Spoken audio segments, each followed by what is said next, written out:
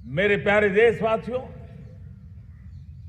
75 साल की यात्रा में आशाएं, अपेक्षाएं, उतार चढ़ाव सब कुछ के बीच में हर एक के प्रयास से हम जहां तक पहुंच पाए थे, पहुंचे थे। और 2014 में देशवासियों ने मुझे दायित्व दिया।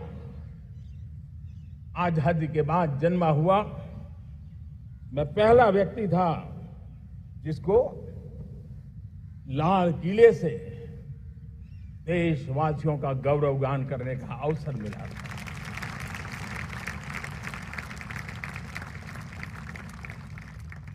लेकिन मेरे दिल में जो भी आप लोगों से सीखा हूं, जितना आप लोगों को जान पाया हूं मेरे देशवासियों, आपके सुख दुख को समझ पाया हूं,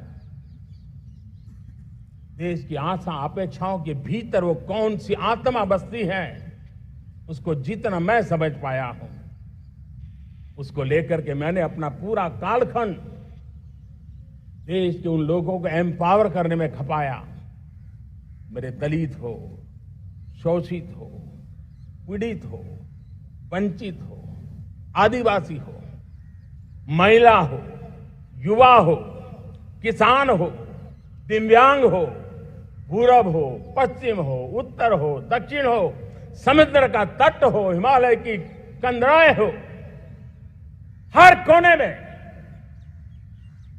महात्मा गांधी का जो सपना था आखिर इंसान की चिंता करने का, महात्मा गांधी जी की आकांक्षा थी अंतिम छोर पर बैठे हुए व्यक्ति को समर्थ बनाने की, मैंने अपने आप को उसके लिए समर्पित किया।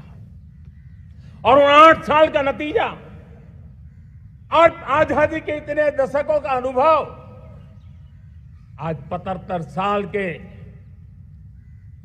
बाद जब अमृत काल की ओर कदम रख रहे हैं, अमृत काल की ये पहली प्रभात है, तब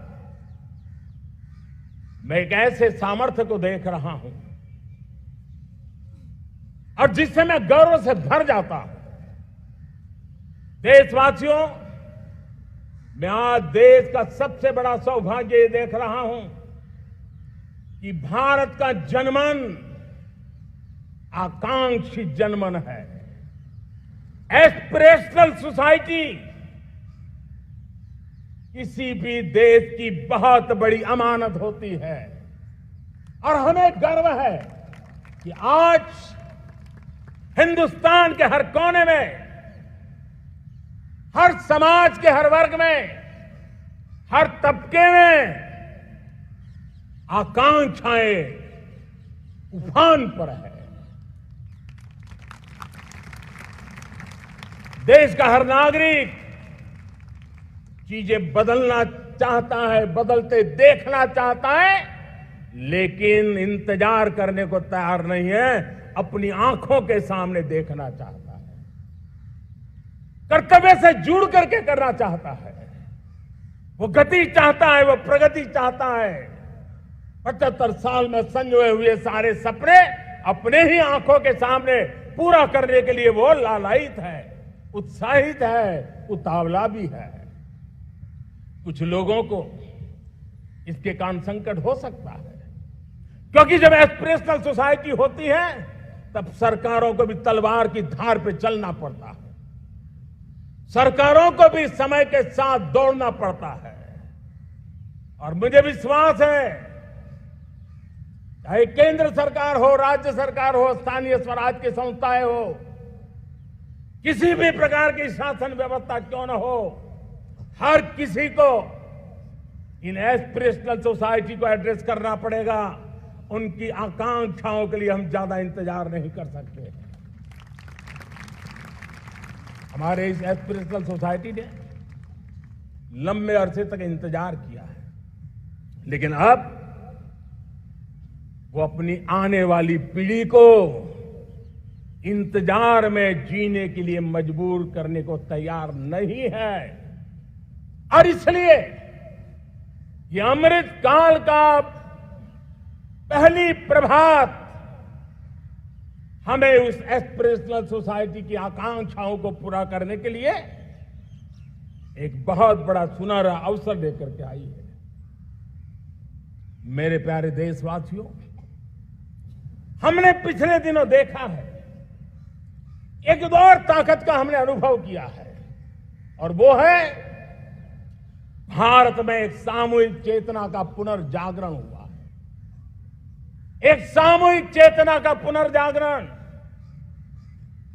आजादी के इतने संघर्ष में से जो अमृत था, वो अब संजोया जा रहा है, संकलित हो रहा है, संकल्प में परिवर्तित हो रहा है, पुरुषार्थ की पराकाष्ठा जुड़ रही है और सिद्धि का मार्ग नजर आ रहा है।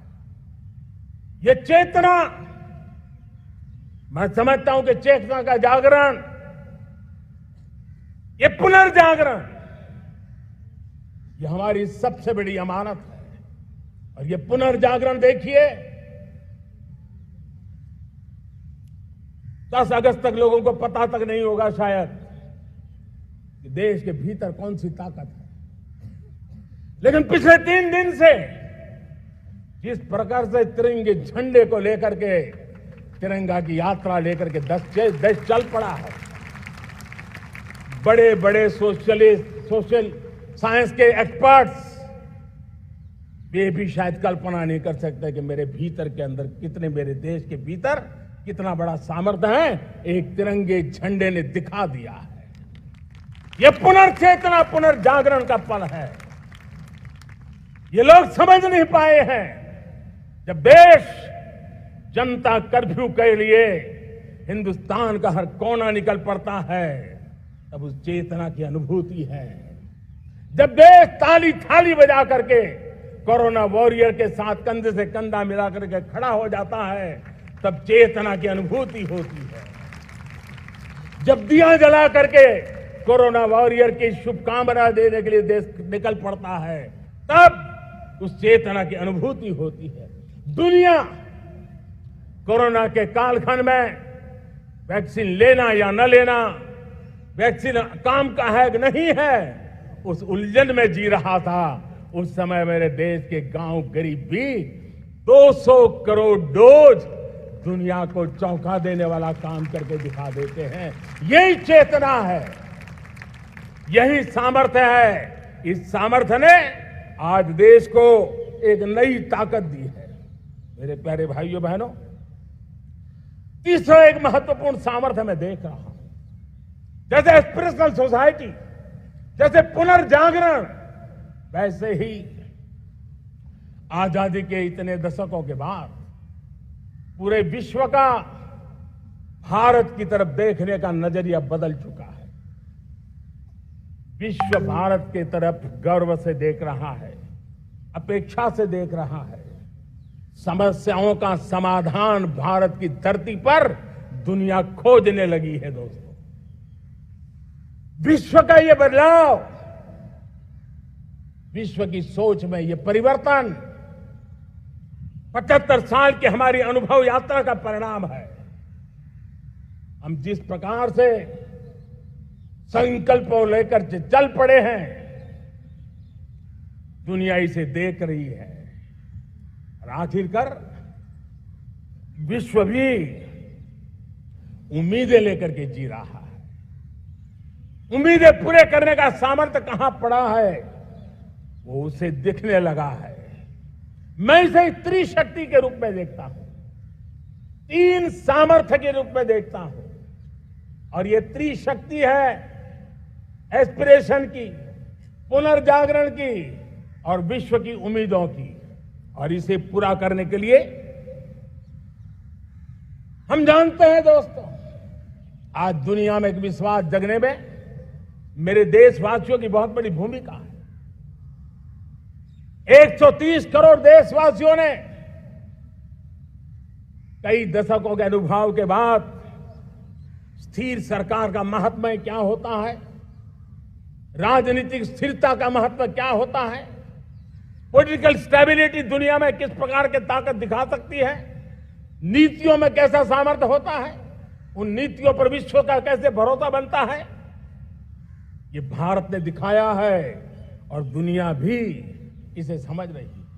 और हम जब राजनीतिक स्थिरता हो, नीतियों में गतिशीलता हो, निर्णयों में तेजी हो, सर्वव्यापकता हो, सर्वसमावेशकता हो, तो विकास के लिए हर कोई भागीदार बनता है। हमने सबका साथ सबका विकास का मंत्र लेकर के हम चले थे, लेकिन देखते ही देखते देशवासियों ने सबका विश्वास और सबका प्रयास से उसमें और रंग भर दिए हैं। और इसलिए हमने देखा है हमारी सामूहिक शक्ति को, हमारे सामूहिक सामर्थ्य को हमने देखा है। आजादी का अमृत महोत्सव जिस प्रकार से मनाया गया, जिस प्रकार से हर जिले में 75 अमृत सरोवर बनाने का अभियान चल रहा है, गांव गांव के लोग जुड़ रहे हैं, कार सेवा कर रहे हैं, अपने प्रयत्नों से अपने गांव में जल संरक्षण के लिए बड़ा अभियान चला रहे हैं। और इसलिए भाइयों बहनों, चाहे स्वच्छता का अभियान हो, चाहे गरीबों के कल्याण का काम हो, देश आज पूरी शक्ति से आगे बढ़ रहा है। लेकिन भाइयों बहनों, हम लोग आजादी के अमृत काल में हमारी 75 साल की यात्रा को, उसका गौरवगान करते रहेंगे, अपनी ही पीठ थपथपाते रहेंगे, तो हमारे सपने कहीं दूर चले जाएंगे। और इसलिए 75 साल का कालखंड कितना ही शानदार रहा हो, कितने ही संकटों वाला रहा हो, कितने ही चुनौतियों वाला रहा हो, कितने ही सपने अधूरे दिखते हो, उसके बावजूद भी आज जब हम अमृत काल में प्रवेश कर रहे हैं, अगले 25 वर्ष हमारे देश के लिए अत्यंत महत्वपूर्ण है। और इसलिए जब मैं आज मेरे सामने लाल किले पर से 130 करोड़ देशवासियों के सामर्थ्य का स्मरण करता हूं, उनके सपनों को देखता हूं, उनके संकल्पों की अनुभूति करता हूं, तो साथियों मुझे लगता है आने वाले 25 साल के लिए हमें उस 5 पंच प्राण पर अपनी शक्ति को केंद्रित करनी होगी, अपने संकल्पों को केंद्रित करना होगा, अपने सामर्थ्य को केंद्रित करना होगा। और हमें उन पंच प्राण को लेकर के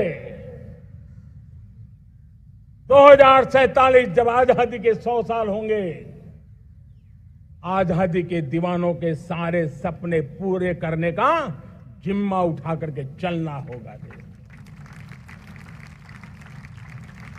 जब मैं पंच प्राण की बात करता हूं, तो पहला प्राण, अब देश बड़े संकल्प लेकर के ही चलेगा, बहुत बड़े संकल्प लेकर के चलना होगा। और वो बड़ा संकल्प है विकसित भारत। अब उससे कुछ कम नहीं होना चाहिए, बड़ा संकल्प। दूसरा प्राण है किसी भी कोने में हमारे मन के भीतर, हमारे आदतों के भीतर गुलामी का एक भी अंश अगर भी अभी भी है, तो उसको किसी भी हालत में बचने नहीं देना। अब 100%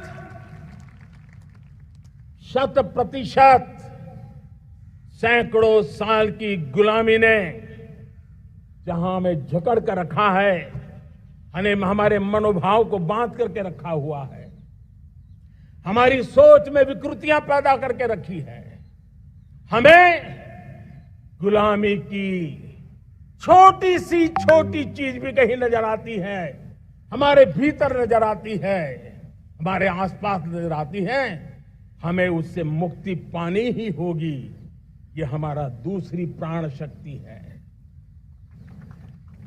तीसरी प्राण शक्ति, हमें हमारी विरासत पर गर्व होना चाहिए, हमारी विरासत के प्रति, क्योंकि यही विरासत है जिसने कभी भारत को स्वर्णिम काल दिया था, और यही विरासत है जो समय को अनुकूल परिवर्तन करने की आदत रखती है। यही विरासत है जो काल बाह्य छोड़ती रही है, नित्य नूतन स्वीकारती रही है। और इसलिए इस विरासत के प्रति हमें गर्व होना चाहिए। चौथा प्राण वो भी उतना ही महत्वपूर्ण है, और वो है एकता और एकजुटता। 130 करोड़ देशवासियों में एकता,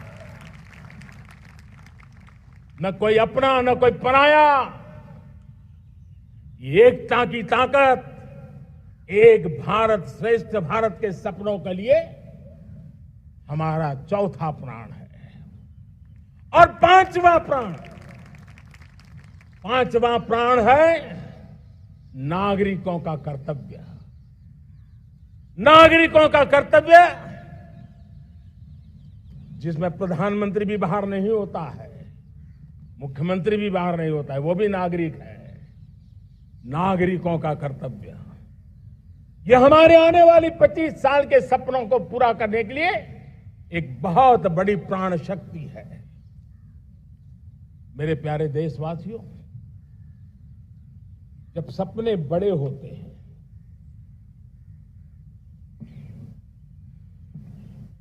जब संकल्प बड़े होते हैं, तो पुरुषार्थ भी बहुत बड़ा होता है, शक्ति भी बहुत बड़ी मात्रा में जुट जाती है। अब कोई कल्पना कर सकता है कि देश 40-42 के कालखंड को याद कीजिए। देश उठ खड़ा हुआ था, किसी ने हाथ में झाड़ू लिया था, किसी ने तकली ली थी, किसी ने रेंटिया लिया था, किसी ने सत्याग्रह का मार्ग चुना था, किसी ने संघर्ष का मान चुना था, किसी ने क्रांति की वीरता का रास्ता चुना था। लेकिन संकल्प बड़ा था, आजादी। और ताकत देखिए, बड़ा संकल्प था तो आजादी लेके रहे, हम आजाद हो गए।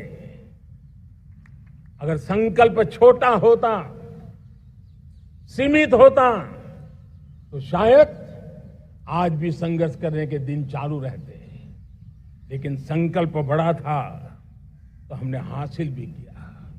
मेरे प्यारे देशवासियों, अब आज जब अमृत काल की पहली प्रभात है, तो हमें इस 25 साल में विकसित भारत बना के रहना है अपनी आंखों के सामने। और जो 20, 22, 25 साल के नौजवान मेरे देश के मेरे सामने हैं, मेरे देश के नौजवानों, जब देश आजादी के 100 साल मनाएगा, तब आप 50-55 के हुए होंगे। मतलब आपके जीवन का ये स्वर्णिम काल, आपकी उम्र के ये 25-30 साल भारत के सपनों को पूरा करने का काल है। आप संकल्प लेकर के मेरे साथ चल पड़िए साथियों, तिरंगे झंडे की शपथ लेकर के चल पड़िए। हम सब पूरी ताकत से लगे आए। बड़ा संकल्प, मेरा देश विकसित देश होगा, डेवलप कंट्री होगा। विकास के हर पैरामीटर में हम मानव केंद्रीय व्यवस्था को विकसित करेंगे। हमारे केंद्र में मानव होगा, हमारे केंद्र में के मानव की आशा आकांक्षाएं होगी। हम जानते हैं, भारत जब बड़े संकल्प करता है तो करके भी दिखाता है। जब मैंने यहां स्वच्छता की बात कही थी मेरे पहले भाषण में, देश चल पड़ा, जिससे जहां हो सका स्वच्छता की ओर आगे बढ़ा, और गंदगी के प्रति नफरत एक स्वभाव बनता गया। यही तो देश है जिसने इसको करके दिखाया है, और कर भी रहा है, आगे भी कर रहा है। यही तो देश है जिसने वैक्सीनेशन दुनिया दुविधा में थी, 200 करोड़ का लक्ष्य पार कर लिया, समय सीमा में कर लिया, पुराने सारे रिकॉर्ड तोड़ के कर लिया। ये देश कर सकता है। हमने तय किया था देश को खाड़ी के तेल पर हम गुजारा करते हैं, झाड़ी के तेल की ओर कैसे बढ़े। 10% इथेनॉल ब्लेंडिंग का सपना बड़ा लगता था, पुराना इतिहास बताता था संभव नहीं है, लेकिन समय से पहले 10% इथेनॉल ब्लेंडिंग करके देश ने इस सपने को पूरा कर दिया। भाइयों बहनों, 2.5 करोड़ लोगों को इतने कम समय में बिजली कनेक्शन पहुंचाना छोटा काम नहीं था, देश ने करके दिखाया। लाखों परिवारों के घर में जल से नल, नल से जल, नल से जल पहुंचाने का काम आज देश तेज गति से कर रहा है। खुले में शौच से मुक्ति भारत के अंदर आज संभव हो पाया है। मेरे प्यारे देशवासियों, अनुभव कहता है कि एक बार हम सब संकल्प लेकर के चल पड़े तो हम निर्धारित लक्ष्यों को पार कर सकते हैं। रिन्यूएबल एनर्जी का लक्ष्य हो, देश में नए मेडिकल कॉलेज बनाने का इरादा हो, डॉक्टरों की तैयारी करवानी हो, हर क्षेत्र में पहले से गति बहुत बड़ी है। और इसलिए मैं कहता हूं, अब आने वाले 25 साल बड़े संकल्प के हो। यही हमारा प्राण, वही हमारा प्रण भी होना चाहिए। दूसरी बात मैंने कही है, उस प्राण शक्ति की मैंने चर्चा की है कि गुलामी की मानसिकता। देश की सोचिए भाइयों, कब तक दुनिया हमें सर्टिफिकेट बांटती रहेगी? कब तक दुनिया के सर्टिफिकेट पर हम गुजारा करेंगे? क्या हम अपने मानक नहीं बनाएंगे? क्या 130 करोड़ का देश अपने मानकों को पार करने के लिए पुरुषार्थ नहीं कर सकता है? हमें किसी भी हालत में औरों के जैसा दिखने की कोशिश करने की जरूरत नहीं है। हम जैसे हैं वैसे, लेकिन सामर्थ्य के साथ खड़े होंगे, ये हमारा मिजाज होना चाहिए। हमें गुलामी से मुक्ति चाहिए। हमारे मन के भीतर दूर दूर 7 समंदर के नीचे भी गुलामी का तत्व नहीं बच रहना चाहिए। और मैं आशा देखता हूं, जिस प्रकार से नई राष्ट्रीय शिक्षा नीति बनी है, जिस मंथन के साथ बनी है, कोटि कोटि लोगों के विचार प्रवाह को संकलित करते हुए बनी है, और भारत की धरती की जमीन से जुड़ी हुई शिक्षा नीति बनी। रसकस हमारी धरती के मिले हैं। हमने जो कौशल्य पर बल दिया है, ये एक ऐसा सामर्थ्य है जो हमें गुलामी से मुक्ति की ताकत देगा। हमने देखा है, कभी कभी तो हमारी टैलेंट भाषा के बंधनों में बन जाती है। ये गुलामी की मानसिकता का परिणाम है। हमें हमारे देश की हर भाषा पे गर्व होना चाहिए। वो हमें भाषा आती हो या ना आती हो, लेकिन मेरे देश की भाषा है, मेरे पूर्वजों ने दुनिया को दी हुई ये भेंट सौगात है, हमें गर्व होना चाहिए। मेरे साथियों, आज डिजिटल इंडिया का रूप हम देख रहे हैं, स्टार्टअप देख रहे हैं। कौन लोग हैं? ये वो टैलेंट है जो टियर 2, टियर 3 सिटी में किसी गांव गरीब के परिवार में बसे हुए लोग हैं। ये हमारे नौजवान हैं जो आज नई नई खोज के साथ दुनिया के सामने आ रहे हैं। गुलामी की मानसिकता हमें उसे तिलांजलि देनी पड़ेगी। अपने सामर्थ्य पे भरोसा करना होगा। दूसरी एक बात जो मैंने कही, तीसरी मेरी प्राण शक्ति की बात है, वो है हमारी विरासत पर हमें गर्व होना चाहिए। जब हम अपनी धरती से जुड़ेंगे,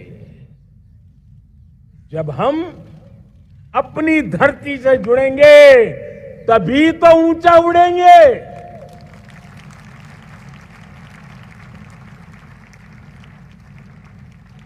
और जब हम ऊंचा उड़ेंगे तो हम विश्व को भी समाधान दे पाएंगे। हमने देखा है जब हम अपनी चीजों पे गर्व करते हैं, आज दुनिया होलिस्टिक हेल्थ केयर की चर्चा कर रही है, लेकिन जब होलिस्टिक हेल्थ केयर की चर्चा करती है तो उसकी नजर भारत के योग पर जाती है, भारत के आयुर्वेद पर जाती है, भारत की होलिस्टिक लाइफस्टाइल के पर जाती है। ये हमारी विरासत है, हम जो दुनिया को दे रहे हैं। दुनिया आज उससे प्रभावित हो रही है। अब हमारी ताकत देखिए, हम वो लोग हैं जो प्रकृति के साथ जीना जानते हैं, प्रकृति को प्रेम करना जानते हैं। आज विश्व पर्यावरण की जो समस्याओं से जूझ रहा है, हमारे पास वो विरासत है। ग्लोबल वार्मिंग की समस्याओं के समाधान का रास्ता हम लोगों के पास है, हमारे पूर्वजों ने दिया हुआ है। जब हम लाइफस्टाइल की बात करते हैं, एनवायरमेंट फ्रेंडली लाइफस्टाइल की बात करते हैं, हम लाइफ मिशन की बात करते हैं, तो दुनिया का ध्यान आकर्षित करते हैं। हमारे पास ये सामर्थ्य है। हमारा बड़ा धान, मोटा धान, मिलेट, हमारे यहां तो घर घर की चीज रही है। ये हमारी विरासत है। हमारे छोटे किसानों के परिश्रम से छोटी छोटी जमीन के टुकड़ों में फलने फूलने वाली हमारे धान, आज दुनिया अंतर्राष्ट्रीय स्तर पर मिलेट ईयर मनाने के लिए आगे बढ़ रही है। मतलब हमारी विरासत को आज दुनिया, हम उस पर गर्व करना सीखे। हमारे पास दुनिया को बहुत कुछ देना है।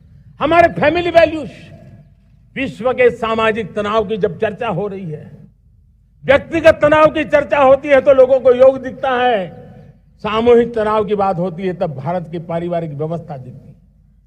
संयुक्त परिवार की एक पूंजी, सदियों से हमारी माताओं बहनों के त्याग बलिदान के कारण परिवार नाम की जो व्यवस्था विकसित हुई, ये हमारी विरासत है। इस विरासत पर हम गर्व कैसे करें? हम तो वो लोग हैं जो जीव में भी शिव देखते हैं। हम वो लोग हैं जो नर में नारायण देखते हैं।